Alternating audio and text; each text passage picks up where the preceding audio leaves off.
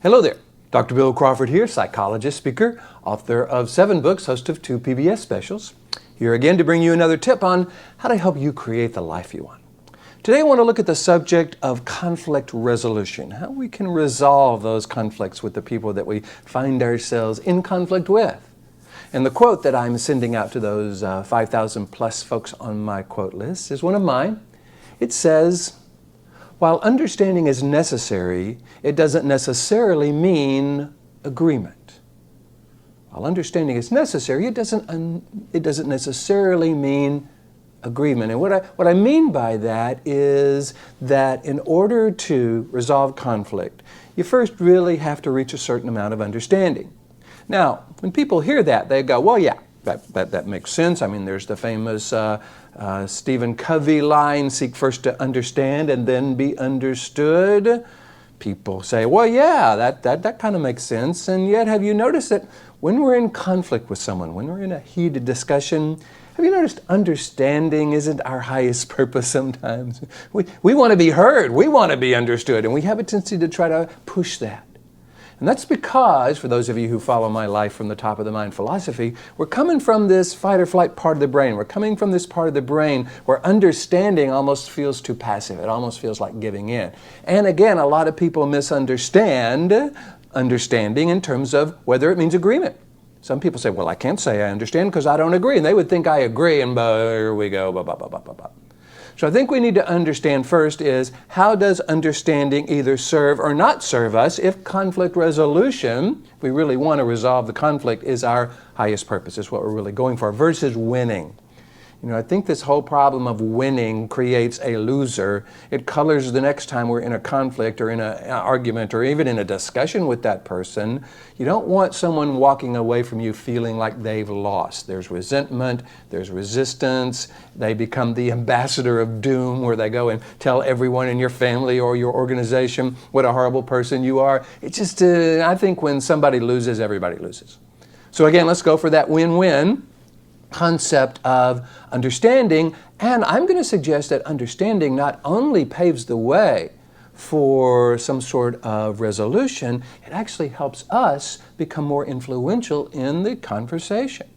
Because when we can truly understand where someone's coming from, and when we voice that understanding, okay, I can see how you'd see it that way. I can see how that would be important to you. Then all of a sudden now they're more open to what we have to say next, because they don't think they're having to defend the righteousness of their perspective.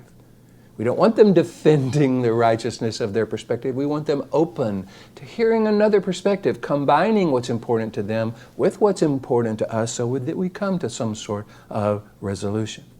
In order to do that, we need 2 things. Number 1, we need to know what is blocking their ability to hear our perspective. We kind of believe that what we have to say is valuable, and yet they're not hearing it that way. So there's something in the way of that. We need to understand what that is. We don't have to agree with it, but we've got to understand what it is. Once we can understand what is blocking their ability to hear what we have to say, we can go, oh, okay, well that makes sense. I can see how you'd see it that way.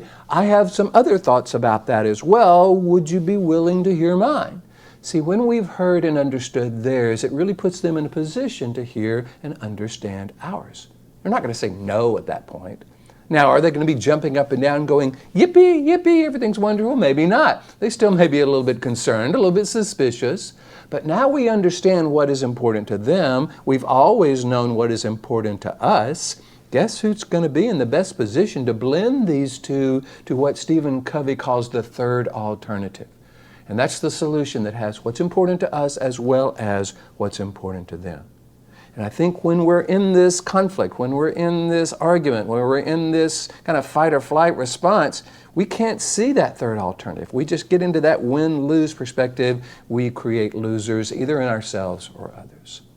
So what I'm going to encourage you to do the next time you're in a heated conversation, the next time you find yourself wanting to resolve an argument versus feed it, I'm going to encourage you to recognize the value of understanding that person's perspective. Work to understand that person's perspective and then verbalize that understanding.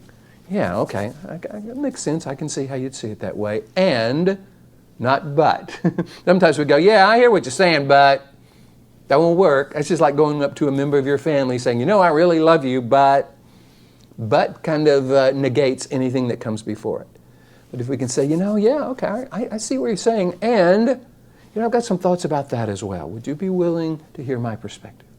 Now, they're coming from the upper 80% of the brain because you've just asked them what's called a neocortex question. A question that's about the future and their willingness to understand once you have demonstrated your understanding for them. Then you come to some sort of agreement that has something in it for both people. Make sense?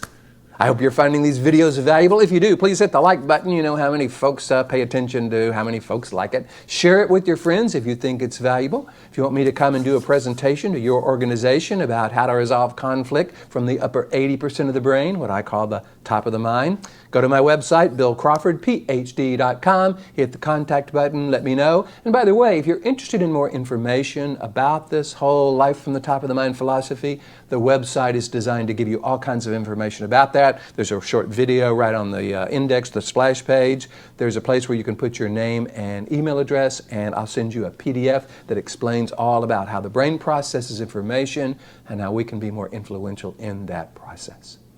In the meantime, here's to you, bringing more clarity, confidence, creativity to everything you do, and I look forward to seeing you in the next video.